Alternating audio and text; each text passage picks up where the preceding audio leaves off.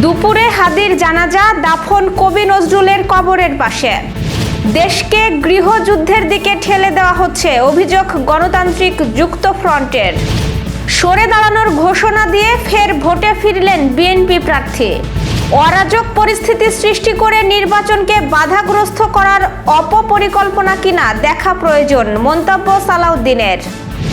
Asia কাপে বর্তমান champion বাংলাদেশের বিদায়, ফাইনালে দুই চিরপ্রতিদ্বন্দ্বী। দর্শক, গ্রামের কাগজের সকালের খবরে আপনাকে স্বাগত। শুনছিলেন প্রধান শিরোনাম, এছাড়াও রয়েছে রাশিফল। এবার চলুন যাওয়া যাক মূল আয়োজনে। ইনকিলাব মঞ্চের মুখপাত্র শরীফ ওসমান হাদির জানাজা আজ দুপুর 2টায় জাতীয় সংসদ ভবনের দক্ষিণ প্লাজায় অনুষ্ঠিত হবে। শুক্রবার সন্ধ্যায় প্রধান উপদেষ্টার প্রেস উইং এই তথ্য নিশ্চিত করেছে। প্রেস উইং জানায়, দুপুর 2টায় জাতীয় সংসদ ভবনের দক্ষিণ প্লাজায় শহীদ ওসমান হাদির জানাজা অনুষ্ঠিত হবে। জানাজায় অংশগ্রহণে আগ্রহীদের কোনো প্রকার ব্যাগ বা ভারী বস্তু বহন না করার জন্য বিশেষভাবে অনুরোধ জানানো হয়েছে। একই সঙ্গে সংসদ ভবন ও এর আশেপাশের এলাকায় ড্রোন ওড়ানো সম্পূর্ণ নিষিদ্ধ করা হয়েছে। এদিকে ইনকিলাব মঞ্চ জানিয়েছে, পরিবারের দাবির ভিত্তিতে শহীদ ওসমান হাদিকে জাতীয় কবি কাজী নজরুল ইসলামের কবরের পাশে সমাহিত করার সিদ্ধান্ত নেওয়া হয়েছে। এর আগে শনিবার মিছিল সহ মরদেহ ঢাকা বিশ্ববিদ্যালয়ের কেন্দ্রীয় মসজিদে আনা হবে। অরাজক পরিস্থিতি তৈরি করে দেশকে গৃহযুদ্ধের দিকে ঠেলে দেওয়া হচ্ছে বলে অভিযোগ করেছেন গণতান্ত্রিক যুক্তফ্রন্টের নেতৃবৃন্দ। তারা বলেছেন, ইনকিলাব মঞ্চের মুখপাত্র ওসমান হাদির মৃত্যু স্বাভাবিকভাবেই মানুষের মনে ক্ষোভের সঞ্চার করেছে, কিন্তু এই সুযোগে একটা উগ্র ধর্মান্ধ ফ্যাসিস্ট শক্তি এই ইস্যুকে কাজে লাগিয়ে সারা দেশে তাদের হীন তৎপরতা চালিয়ে যাচ্ছে। এই ঘটনা দেশকে একটা চূড়ান্ত নৈরাজ্যের দিকে নিয়ে যাবে এবং দেশে একটা গৃহযুদ্ধ পরিস্থিতির সৃষ্টি হবে। গণমাধ্যমে পাঠানো এক বিবৃতিতে ওসমান হাদির মৃত্যুতে গভীর শোক ও সমবেদনা জানিয়ে গণতান্ত্রিক যুক্তফ্রন্টের নেতৃবৃন্দ এসব কথা বলেন। নানা নাটকীয়তা ও উত্তেজনার পর অবশেষে নির্বাচনে ফেরার ঘোষণা দিয়েছেন নারায়ণগঞ্জ 5 আসনে বিএনপি মনোনীত প্রার্থী মাসুদুজ্জামান। 3 দিনের নাটকীয়তা শেষে শুক্রবার সন্ধ্যায় তিনি নির্বাচনে লড়ার ঘোষণা দেন।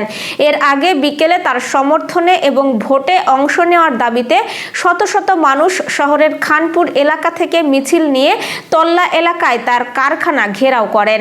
মাসুদুজ্জামান জনসাধারণের মাঝে এসে বলেন, আমি জাতীয়তাবাদী দলের মনোনয়ন পেয়েছি, আমি নির্বাচন করব। এখন থেকে আপনারাই আমার পরিবার, আপনারাই আমাকে দেখে রাখবেন, আপনারাই আমার নিরাপত্তার কোনো শঙ্কা আজ থেকে রইল না। ইনকিলাব মঞ্চের মুখপাত্র শরীফ ওসমান হাদির মৃত্যু ঘিরে উদ্ভূত অরাজক পরিস্থিতি আগে থেকেই আন্দাজ করা উচিত ছিল বলে মন্তব্য করেছেন বিএনপির স্থায়ী কমিটির সদস্য সালাউদ্দিন আহমেদ। তার মতে, এক্ষেত্রে আগাম প্রস্তুতি ও সতর্কতামূলক ব্যবস্থা নেওয়া হলে পরিস্থিতি নিয়ন্ত্রণে রাখা যেত। শুক্রবার রাজধানীর গুলশানে সাংবাদিকদের সঙ্গে আলাপকালে এসব কথা বলেন তিনি। ঘটনাটির তীব্র নিন্দা জানিয়ে সালাউদ্দিন আহমেদ বলেন, সরকারকে আমরা অনুরোধ করব যেন তারা সব ধরনের কঠোর আইনগত ব্যবস্থা নেয়। তবে এক্ষেত্রে সরকারের কিছু বিষয় নিয়ে সমালোচনারও জায়গা রয়েছে। এ ধরনের পরিস্থিতি আন্দাজ করা উচিত ছিল, গোয়েন্দা প্রতিবেদন থাকা দরকার ছিল এবং সতর্কতামূলক ব্যবস্থা আগে থেকেই নেওয়া উচিত ছিল। তিনি আরো বলেন, কিছু নির্দিষ্ট স্থান আগে থেকেই নির্ধারণ করা হয়েছিল বলে আমরা দেখেছি। এর মাধ্যমে সারা দেশে একটি অরাজক পরিস্থিতি সৃষ্টি করে নির্বাচনকে বাধাগ্রস্ত করার কোনো অপপরিকল্পনা বা অপকৌশল আছে কিনা তা খতিয়ে দেখা প্রয়োজন। লক্ষ্যটা ছিল অনূর্ধ্ব 19 এশিয়া কাপের হ্যাট্রিক শিরোপা জয় করা, কিন্তু সেই আশায় গুড়ে বালি। দ্বিতীয় সেমিফাইনালের পাকিস্তানের যুবাদের কাছে 8 উইকেটের ব্যবধানে হেরেছে বাংলাদেশের যুবারা। ফাইনাল হবে দুই চিরপ্রতিদ্বন্দ্বী ভারত ও পাকিস্তানের। শুক্রবার দুবাইয়ে বৃষ্টিবিঘ্নিত সেমিফাইনাল ম্যাচটির দৈর্ঘ্য কমিয়ে আনা হয় 27 ওভারে। আগে ব্যাটিং করতে নেমে মাত্র 121 রানে গুটিয়ে যায় বর্তমান চ্যাম্পিয়নরা। মামুলি লক্ষ্য তাড়া করতে নেমে টি-20 মেজাজে খেলে 8 উইকেটে জয় তুলে নেয় পাকিস্তান। দ্রুত একটি উইকেট তুলে নিলেও এরপর আর কিছুই করতে পারেনি বাংলাদেশের বোলাররা।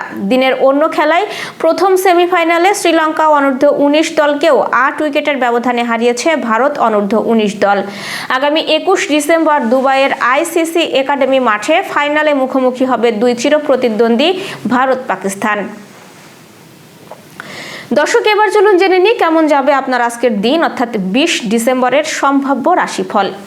মেষ রাশির আজ কর্মক্ষেত্রে নতুন পরিকল্পনা বাস্তবায়নের সুযোগ পাবেন। সাহসী ও বাস্তবসম্মত সিদ্ধান্তে সাফল্য এনে দিতে পারে, তবে তাড়াহুড়ো করে কথা বললে ভুল বোঝাবুঝি হতে পারে। বৃষ রাশির পারিবারিক পরিবেশ মোটামুটি ভালো ও শান্ত থাকবে। অর্থনৈতিক বিষয়ে স্থিরতা আসবে এবং পুরানো কোনো কাজের সুফল পেতে পারেন। মিথুন রাশি আজ যোগাযোগ, আলোচনা ও উপস্থাপনায় সাফল্য পাবেন। ব্যবসা বা চাকরিতে অগ্রগতির ইঙ্গিত রয়েছে। নতুন পরিচয় ভবিষ্যতে লাভজনক হতে পারে এবং আত্মবিশ্বাস বাড়বে। কর্কট রাশির মানসিক চাপ ও দুশ্চিন্তা কিছুটা বাড়তে পারে। আবেগ নিয়ন্ত্রণে রাখলে পরিস্থিতি অনুকূলে আসবে। পরিবারের কারো সহযোগিতা মনোবল বাড়াবে। সিংহ রাশির কর্মক্ষেত্রে সম্মান, দায়িত্ব ও প্রভাব বাড়বে। প্রভাবশালী ব্যক্তির সহায়তা পেতে পারেন। প্রেম ও দাম্পত্য জীবনে আনন্দ ও বোঝাপড়া বৃদ্ধি পাবে। কন্যা রাশির কাজের ব্যস্ততা থাকলেও ফলাফল ইতিবাচক হবে। হিসাবপত্র ও আর্থিক লেনদেনে বাড়তি সতর্কতা প্রয়োজন। সহকর্মীদের সঙ্গে সমন্বয় বজায় রাখলে কাজ সহজ হবে। তুলা রাশির বন্ধু ও প্রিয়জনের সঙ্গে সময় কাটানোর সুযোগ পাবেন। নতুন উদ্যোগ বা পরিকল্পনা শুরু করার জন্য দিনটি অনুকূল এবং মানসিক প্রশান্তি অনুভব করবেন। বৃশ্চিক রাশির গোপন শত্রু বা হিংসুকদের বিষয়ে সতর্ক থাকা প্রয়োজন।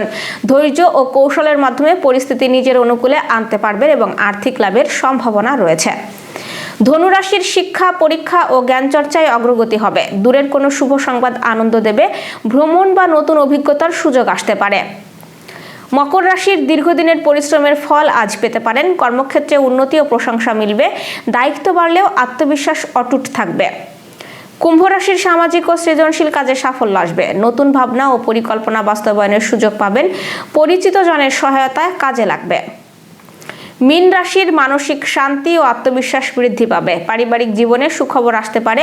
পুরানো কোনো আশা বা পরিকল্পনা পূরণের সম্ভাবনা রয়েছে। দর্শক, এই ছিল এখনকার আয়োজন। আগামীকাল ঠিক একই সময়ে সকালের খবর দেখতে ও জানতে চোখ রাখুন গ্রামের কাগজের ইউটিউব চ্যানেল ও ফেসবুক পেজে।